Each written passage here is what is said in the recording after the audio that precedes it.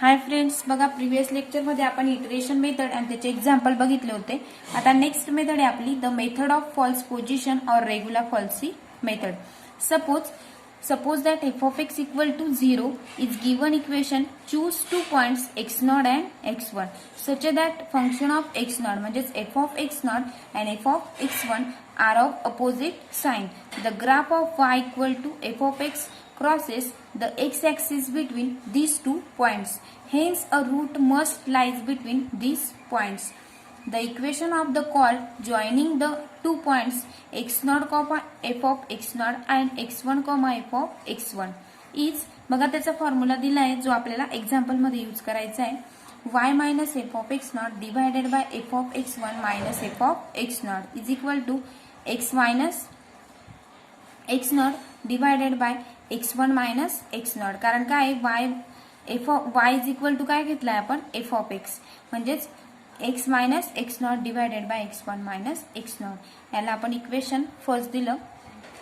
Next आहे बघा the method consist is replacing the part of curve between the points x0, f of x0 and x1, f of x1 by means of the chord joining these points and taking the points of intersection of the chord with x-axis and the approximation to the root. The point of intersection is given putting y is equal to 0 in equation 1. बघा आपण equation first मध्ये जर y ची value जर 0 put केली तर काय मिळेल मग आपल्याला minus F of x naught divided by F of x1 minus F of x naught is equal to x minus x naught divided by x1 minus x naught. म्हणजे minus sign common काढून f of x naught divided by F of x1 minus F of x naught into काय मिळेल आपल्याला x1 minus x naught. Hence the second approximation to the root of f of x equal to 0 is given by x2. बघा आता x is equal to x naught घेतला, आता x2 equal to x naught minus F of x naught divided by F of x1 minus F of x naught into x1 minus x naught. आपण आता equation second दिलं. मग if x2 and f of x0 are of opposite sign, then the root lies between x0 and x2.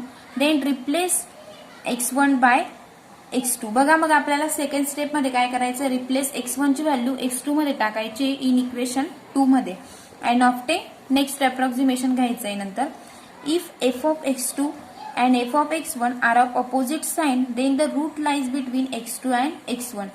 and then replace x0 and x2 then obtain the next approximation. बघा आपल्याला जितके approximation सांगितलेले असतील तितकं घ्यायचंय.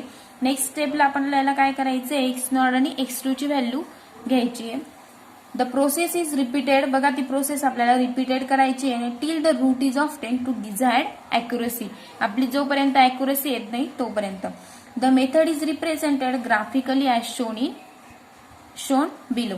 बघा ग्राफिकली ही मेथड आपण कशी फाइंड करू शकतो. बघा जरी तुम्हाला हे फक्त फॉर्म्युले यूज करायचे आहेत आणि आपण जेव्हा एक्झाम्पल सॉल्व्ह करू तेव्हा तुम्हाला मेथड कळून जाईल की कोणत्या स्टेप नंतर काय करायचंय. बघा ग्राफिकली मेथड कशी यूज करू शकतो आपण. एक्स ऍक्सिस वाय ऍक्सिस दाखवलेला आहे 0, x2, x3, x4. बी च्या व्हॅल्यू दिलेल्या आहेत x3, F of x3. Next बघा हा ए पॉइंट दिलेला आहे आपल्याला x0, F of x0, x2, F of x2, x3, F of x3. हे जे पॉइंट दिलेले आहेत त्याच्याच पद्धतीने. आणि हा लॅम्बडा दिला आहे. लॅम्बडा म्हणजे काय, actual root. Method of false पोझिशनची फिगर दिलेली ही ग्राफिकली. नेक्स्ट बघा मग आता आपण एक्झाम्पल बघूया. बघा फर्स्ट एक्झाम्पल आहे find the real root of the equation x cube minus 9x plus 1 equal to 0 laying between 2 and 4 by method of false position 2, 3 decimal places. Solution आहे बघा. हियर फंक्शन लिहून घेतला आपण f of x is equal to x cube minus 9x plus 1. Equation first देऊन दिलं.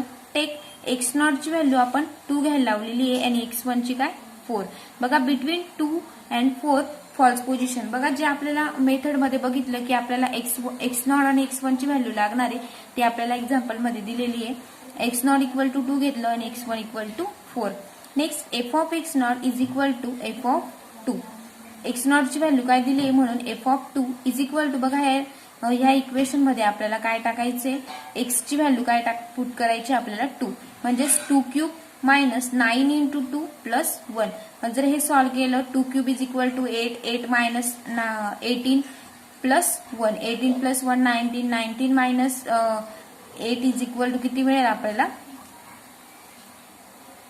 म्हणजे is equal to बघा 9 into 2 18 18 minus 1 is equal to 17 17 minus 8 is equal to किती मिळाला आपल्याला -9 कसा मिळाला तो less than 0 next F of x1 घेतला आपण आता x1 ची व्हॅल्यू x ची व्हॅल्यू किती पुट करायची मग आपण 4 एफ ऑफ 4 x1 किती दिला आपल्याला 4 म्हणजेच is equal to 4 cube minus 9 into 4 plus 1 बघा 4 चा क्यूब लिहायचा 64 मायनस 9 4 जा 36 प्लस 1 हे सॉल्व्ह केलं आपण तर किती मिळेल आपल्याला 29 आणि 29 कसा मिळतोय आपल्याला greater than 0 therefore root lies between x0 equal to 2 and x1 is equal to 4 मग फर्स्ट अप्रॉक्सिमेशन बघा सेम तो आपल्याला फॉर्म्युला यूज करायचा आहे जो आपण आताच मेथड मध्ये बघितलेला आहे की x2 is equal to x0 minus f of x0 divided by f of x1 minus f of x0 into x1 minus x0 या पूर्ण व्हॅल्यू आपल्याला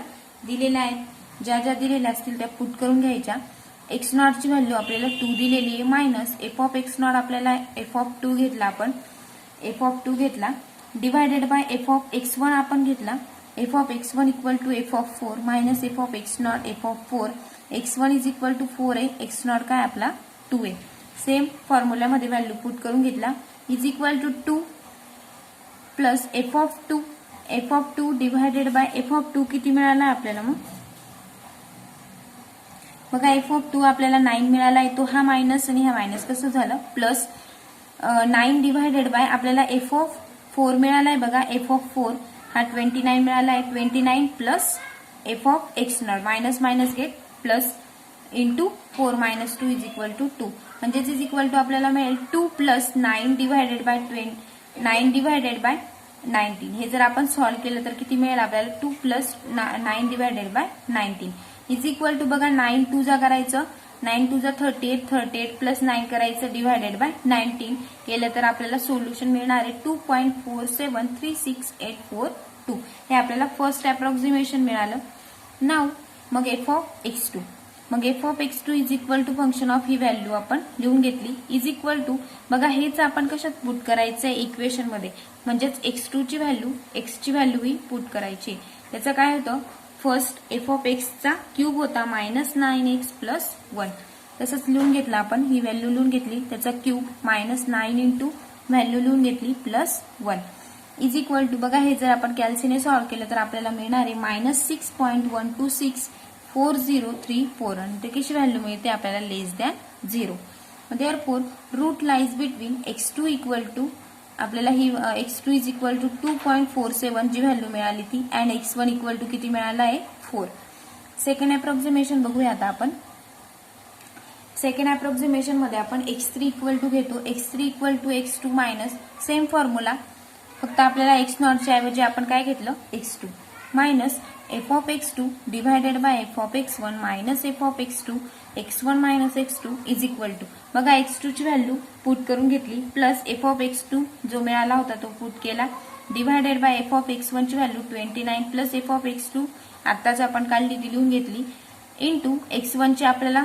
फर्स्ट आपण सॉल्व्ह केली ती 4 मायनस आणि x2 आताच आपण काढलेला आहे 2.473684 इज इक्वल टू बघा जर हे आपण सॉल्व्ह केलं तर आपल्याला सोल्युशन मिळणार आहे 2.739893 म्हणजेच बघा f of x3 is equal to F of 2.73989893 is equal to F of हे मिळालं म्हणजेच ते f of x3 is equal to किती मिळेल मग आपल्याला -3.0906725 आणि हा कसा आला मग मायनस आहे म्हणून कसा मिळाला लेस दॅन 0 मिळाला therefore root lies between x3 is equal to आपल्याला ही व्हॅल्यू मिळाली 2.73989893 and x1 is equal to किती मिळाली 4 मग थर्ड अप्रॉक्सिमेशन घेऊया आपल्याला ॲक्युरसी व्हॅल्यू हवी आहे थर्ड अप्रॉक्सिमेशन मध्ये आपण बघा x3 घेतो तो आता काय घ्यायचं आहे x4